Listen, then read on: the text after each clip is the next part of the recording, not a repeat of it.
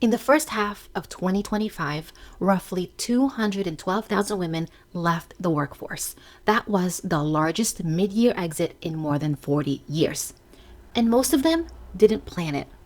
Childcare costs more than rent in most major cities right now. Return to office mandates killed schedules that used to work. Or maybe you just ran the numbers. What you were bringing home after taxes, after childcare, after the commute, and the math stopped making sense. So you left. Or you were thinking about leaving. And you told yourself it will be temporary. Maybe a year, maybe two. You'd figure out the money stuff later, when things settled down a little. Here's what I need you to hear before we go any further. Later has a real cost. Not a vague, someday we'll cross that bridge cost, an actual dollar amount. Every year you're out of the workforce is a year with zero in your Social Security earnings record. Every year without retirement contribution is compounding time that you don't get back. And here's the thing that makes this harder. Temporary has a way of stretching. About 90% of moms who leave the workforce intend to come back. Only 70% actually do, after an average of 2.5 years, which means a meaningful number of women built their financial plan around a timeline that did not hold. I know this firsthand. I had my daughter in 2019, fully intending to go back to work after a year. And then COVID happened, and the version of returning to work that existed didn't work for our family anymore. I am not here to talk you out of staying home. This is not what this video is about. I'm here because there is a strategy for this. And whether you're still working or thinking about leaving, or you've already been home for 2 years wondering what you should have been doing, I'm going to walk you through it. Hello, welcome back or welcome. If you're new here, I'm Catherine, creator of the Secure First Money Method, a 5-stage framework that helps women move from financial stress to financial confidence by doing money in the right order. Secure first, then build. If you're new to the channel and you want to know what stage you're in, I'll link the quiz in the description. Today, we're running the Stay-at-Home Mom Financial Plan through all 5 stages of the Secure First Money Method. What to do before you leave and what to keep doing while you're home. I've split this video into 2 clear sections, before and during. If you're already home and you want to skip ahead, use the chapter markers, but I'd encourage you to watch the before section anyway, because understanding the full picture changes how you prioritize the during steps. Let's get into it. Before we talk strategy, I want to make sure we're clear on what's actually at stake. Not to scare you, but because the strategy only makes sense once you understand what it's protecting. There are 2 financial costs that start the moment you leave the workforce, and most stay-at-home mom financial content either glosses over them or skips them entirely. Cost number 1 is Social Security. Your Social Security benefit isn't calculated on your last salary. It's calculated on your highest earning 35 years of work. The formula takes those 35 years, averages them out, and uses that number to determine your monthly benefit in retirement. Here's the problem. If you're out of the workforce for 5 years, those 5 years get counted as zeros in that average, and zeros bring the average down, which means a smaller monthly benefit for the rest of your life. This hits women harder than men, statistically, because women are already more likely to have lower earning years, part-time stretches, and caregiving gaps throughout their careers. The stay-at-home years often compound a pattern that was already working against long-term benefits. Here's something I want to make sure you understand clearly. Even if you haven't earned enough Social Security credits on your own, which is exactly what happens after years out of the workforce, you may still be eligible for a spousal Social Security benefit based on your husband or partner's earning record. Up to 50% of their full retirement age benefit available to you as a current spouse. You don't have to have built your own full work history for it to exist. Here's, I know that this concept isn't abstract because our family went through it. My father was the stay-at-home parent in his later years when he immigrated from the Philippines. He was short one Social Security credit to qualify for a full benefit. We found this when reviewing their Social Security benefits at ssa.gov. To be fair, my father had already worked enough to qualify for benefits and a pension from his previous employer in the Philippines. But because he was married and because my mom had a strong earnings record, he was able to receive a spousal benefit through her. The system had a provision for him even though his work history did not. Now, most people don't know this protection exists until they need it. I want you to know it now so that you can actually factor it into your planning. There's a second protection worth naming here too, specifically for anyone whose marriage ends in divorce. If you were married for at least 10 years, you may be eligible to claim benefits based on your ex-spouse's earnings record, even after the marriage ends. That protection has a different set of rules, but it's real. And the women who benefit from it are the ones who knew about it beforehand, not the ones who found out at 62 when it was too late to change anything. I'm putting it here for the same reason. The only time this information is useful is before you need it. And this brings me to something I want to say directly, because I think it matters, and most financial content won't say it plainly. Every single protection I just named, the spousal Social Security benefit, the divorced spouse provision, and the spousal IRA we're going to cover shortly, all of it is built on the legal structure of marriage. If you are not legally married, these protections do not apply to you. I am not here to tell you what your relationship should look like. That is not my job. But it is my job to tell you that if you are planning to leave the workforce, raise children, and build a life with a partner without being legally married, the financial safety net most people assume exists for stay-at-home moms simply does not exist for you in the same way. You would need a different kind of planning entirely. Don't be a stay-at-home partner without the legal protection that makes these tools available to you. If that's your situation, drop it in the comments. It may be worth its own dedicated video. For everyone who is legally married, you have protections. Let's make sure you know how to use all of them. Cost number 2 of leaving the workforce is the retirement compounding gap. Every year without a retirement contribution isn't just a year you didn't save. It's a year that money isn't working for you. Compounding doesn't pause, it just stops applying to you. The good news, and this is real good news, there is a mechanism specifically designed so that this doesn't have to happen. We're going to get to it in the during section, but I need you to hold on to that thought because it changes the picture significantly. Here's what I didn't know going into my daughter's first year. That COVID would hit right as I was planning to go back. That I'd interview at the height of tech hiring and still not be able to picture sending her to a mask daycare environment while she was changing so fast and developing. I didn't plan to be out of the workforce for years.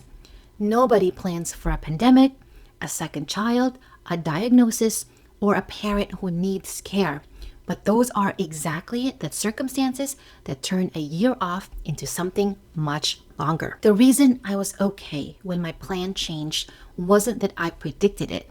It's that some part of me going into the pregnancy already knew I might want to stay home if the timing was right. I just didn't know when. So I front-loaded my retirement accounts as hard as I could in the years before, just in case. That's the entire reason this before section exists. Not because you'll definitely need it, but because you can't know for sure that you won't. All right, so let's talk about what to do while you still have earned income. This is the front-loading section. This is the before you stay home. The entire premise of the Secure First money method is that order matters. Doing money in the right order is what separates women who feel financially confident from women who feel like they're constantly catching up. And the sequencing principle applies here too. The time to build your financial foundation is before the income window closes, not after. If you are still working and you know a stay-at-home period is coming, this section is for you. Step 1, maximize and prioritize your Roth IRA in your name.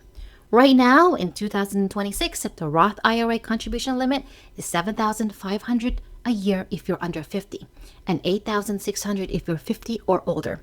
I have a graphic on screen right now showing you the current contribution limits and income phase-out thresholds because these numbers change annually and I want you to have them at a glance.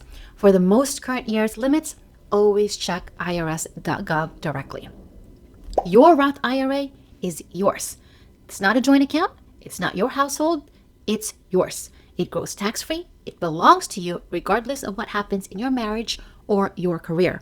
And once you stop having earned income, the standard rule is that you can no longer contribute to it directly. But there is a workaround, so stay tuned for that. We will cover that in a few minutes. So the years you are working are the years to prioritize it. If that means other financial goals take a back seat temporarily, that is not a mistake. That is sequencing. Step 2, capture every dollar of your 401k employer match. If your employer matches your 401k contributions and you're not hitting the full match, you are leaving compensation on the table. That match is part of your pay. Before you leave your job, make sure you've captured it for every year you're still employed. Our goal is to make sure we have money working for us as we stay home. This is why we're funding the Roth IRA and the 401k. We want to make sure we have enough for retirement, especially if Social Security benefits will be less. Step 3, check your vesting schedule before you set a leave date from work. This is the one most people miss entirely, and it can be worth thousands of dollars. Employer contributions to your 401k often don't fully belong to you until you've been at the company for a certain number of years. If you leave before you're fully invested, you may forfeit a portion of what your employer put in on your behalf. So you need to pull up your plan documents or check in with HR. Find out when your next vesting milestone hits. Depending on the number, it may be worth adjusting your last day by a few weeks or even a few months. It's not a small thing, but it can ensure you have the money. Step 4, make sure you have independent access to every account. Before you leave, every retirement account, every investment account, every bank account, know the login, know the balance, know the beneficiary designations on everything. Know where the money is and how to reach it. Not because anything is wrong, because this is what financial visibility looks like. Now let's talk about what happens once you're home. Staying home with your kids and staying financially invisible are two completely different decisions. Only one of them has to be true. Most women don't choose financial invisibility. It happens gradually, quietly, by default. One person stops earning, so they stop tracking. They stop being in the room when the financial decisions get made. They stop having accounts with their own activity. And over months and then years, they become a passenger in a financial life that they co-own. This is not about distrust. I want to be really clear about that. This is not about assuming your partner is hiding something or that your marriage isn't solid. This is about not contracting out your own financial awareness just because your paycheck stopped. Those are two different things. Here's what financial invisibility actually looks like so you can recognize it if it's creeping in. Not knowing what the household income is, not knowing what's being spent or where, not having any accounts active in your own name, not knowing what's being invested or where those accounts are, asking for money rather than having access to shared money, and having no credit activity in your own name. None of this happens because something is wrong or someone is doing something. Oftentimes, it happens by default, and we're not letting that happen.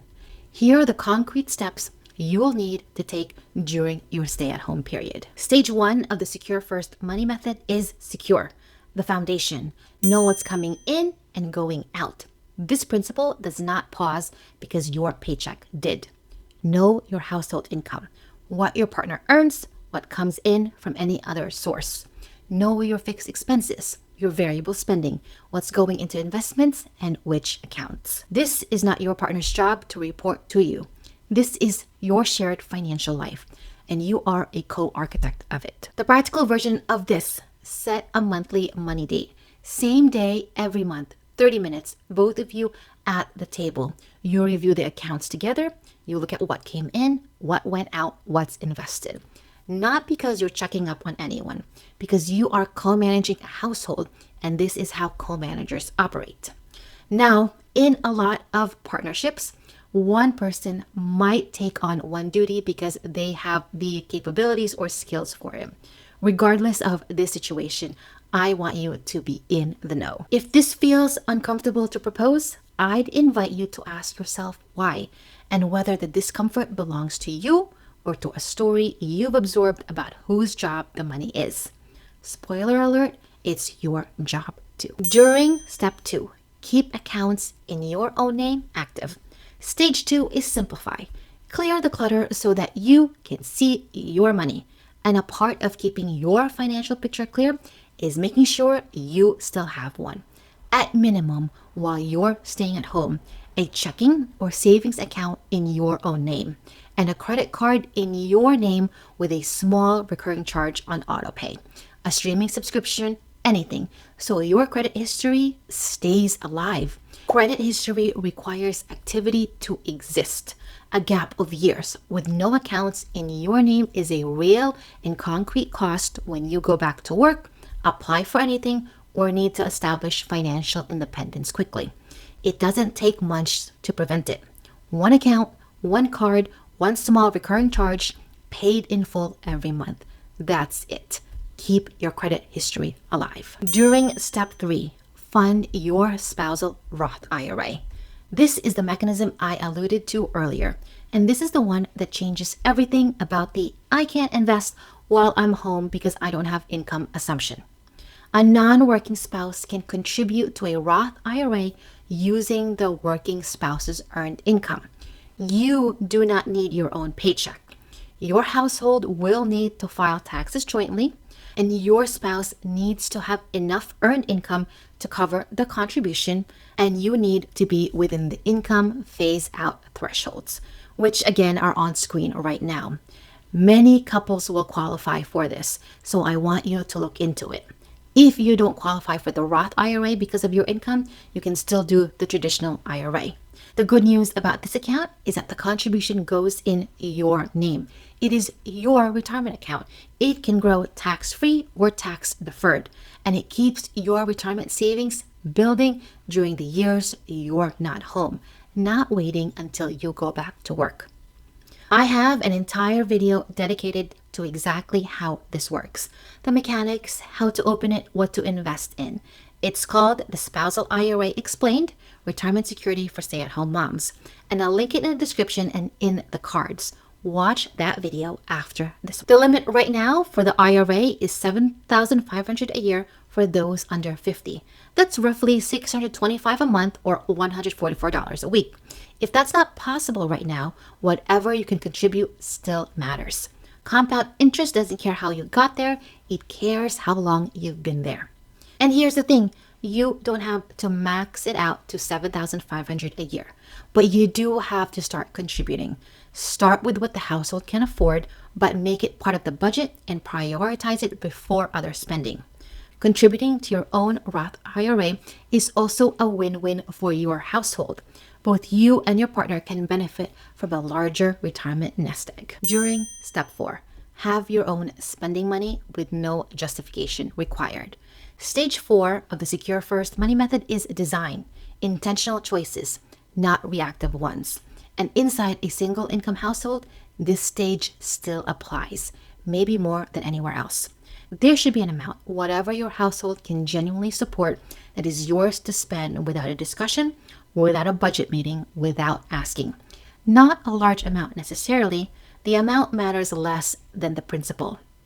Because when every dollar you spend requires approval or explanation, you stop spending. And when you stop spending, you stop deciding. And when you stop deciding, you lose the financial decision-making muscle that is one of the most important things to keep active while you're home. This isn't about independence from your partner. It's about maintaining your own agency inside a shared life. During step 5, stay in the room for every major financial decision. Tax filing, insurance renewals, any investment accounts opened or changed, any large purchases, any debt taken on, you are present for all of it, not as an observer, as a co-owner. It doesn't have to be intentional to be a problem. If you're signing anything, make sure you understand what it means for you and your household. Let's come back to Social Security for a few minutes because it deserves more than a mention. Your benefit is calculated on your highest 35 earning years. If you work for 30 years and have 5 years of zeros, those zeros go into the average. The average comes down and the benefit comes down. Here's what you can actually do about this. First, go look at your Social Security statement. It's free and it lives at ssa.gov. Most women have never looked at theirs. It shows you exactly what your projected benefit is based on your current record. And it shows you the year-by-year earnings that are being used in that calculation. Go look at it. Knowing your number is stage 1 work applied to your retirement. You cannot build from a foundation you can't see. Second, if part-time return to work is possible during stay-at-home years, even in a limited way, those earnings matter. A small amount of earned income in a year that would otherwise be a zero is better than a zero. You don't have to go full-time for it to count. And number 3, remember what we covered earlier. If you are legally married and your own work record is thin from years at home, you are likely eligible for a spousal Social Security benefit based on your partner's earnings, up to 50% of their benefit. This doesn't show up on your personal Social Security statement automatically. It's a separate calculation, which means when you go to ssa.gov and look at your projected benefit, you are seeing your own work record only. The spousal benefit is an additional layer of protection that exists on top of it, and it's worth understanding how the two interact as you get closer to retirement age. If your own record is significantly lower than 50% of your spouse's benefit, the spousal benefit may be the larger number, and that matters for how you plan. A 3-year gap out of the workforce can carry up to a 37% pay penalty on re-entry. That number is not here to scare you. It's here to explain why all of the steps in this video matter. They're not just protection against worst-case scenarios. They're protection against the ordinary cost of time. The women who re-enter with the least disruption are the ones who kept their financial life running in parallel while they were home. Accounts active, spousal IRA funded, credit history intact, cash flow visible, and co-managed. Skills maintained however possible. None of that requires going back to work before you're ready. It requires staying financially present while you're home. Here's what I want you to take away from this video. Staying home is a financial sequencing decision, not a financial failure. The strategy exists. The mechanism for keeping your retirement funded while you're home exists. The tools for maintaining financial visibility inside a single income household exist. You just have to do them in the right order. If you haven't yet watched the Spousal IRA video, that is your next stop. That is linked right here as well as in the description. It walks you through the mechanics step by step. And if you're not sure where you are in the Secure First money method, whether you're still working on your foundation or you're ready to move into the growth stage, take the stage quiz. I'll link that too.